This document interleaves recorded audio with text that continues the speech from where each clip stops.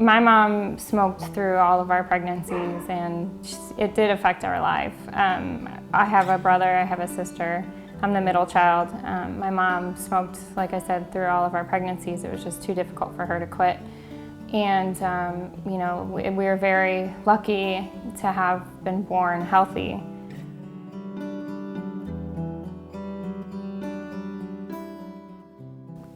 Graduations always stick in my head because there's been a lot of graduations in all of our lives, and my brother, my sister, and myself, and it seemed as though almost every graduation there was some kind of announcement, and that's when it came the first time was my sister's high school graduation in 2003. They found out that she had cancer in her tonsils and behind the tonsils in her throat, and another spot on the side of her neck as well.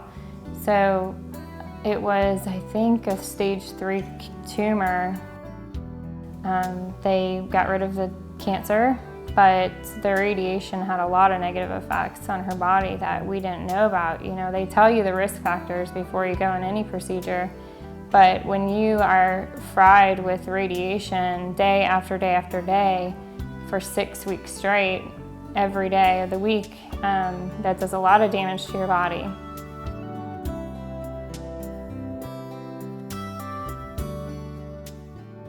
Less than a year later, they found a spot, this time in her esophagus. Esophageal cancer is one of the deadliest cancers. It's not a good thing to run across.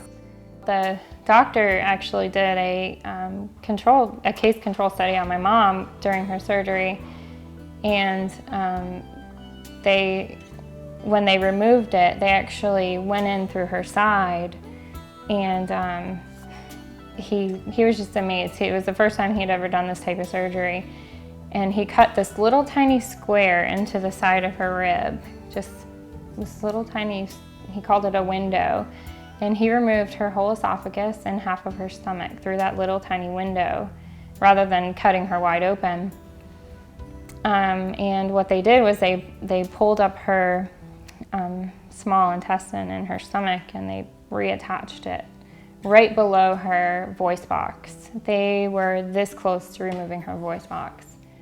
She went home the week of my graduation, and she came up to visit me the day I graduated, actually, and she was late to the ceremony, and I kept my cell phone on me, and my dad said to turn back when you walk towards the handicap section, and I walked by, and I turned back and looked at the handicap section, and I saw my mother sitting there, and I've never seen her look so horrible in her whole life.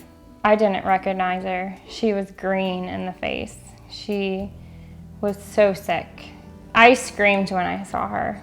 I was walking down in front of thousands of people at my college graduation, and I screamed when I saw her. And I looked back and I saw her crying, and I cried through my whole ceremony because it just was a person that I didn't recognize. I hadn't seen her for a couple weeks, and she went so downhill in those 2 weeks that I'm surprised she made it up there. You know, she was in a wheelchair. She was less than 80 pounds when she got there. She hadn't eaten in a month.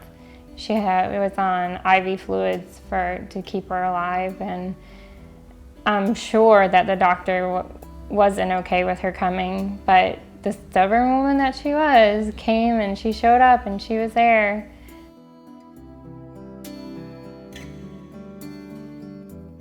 She stayed in the rehab home for a couple months, and we brought her home. And it just amazes me that she can go 6 months with no tobacco in her system, knowing that it's out of her system, that she's not addicted to nicotine anymore. But the first thing she does when she gets home is sneaks upstairs and smokes a cigarette. I mean, she was barely strong enough to walk up to our house, let alone make her way up the stairs, lock herself in her room, and light a cigarette and try to hide it.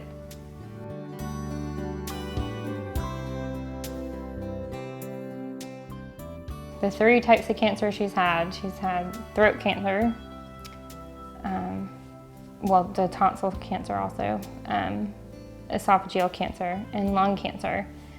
There's practically a 0 to 5-year survival rate, and she's been alive 5 years, so I don't take any day for granted that I have with her, but it is still frustrating for me to see her smoke her cigarettes morning, noon, and night.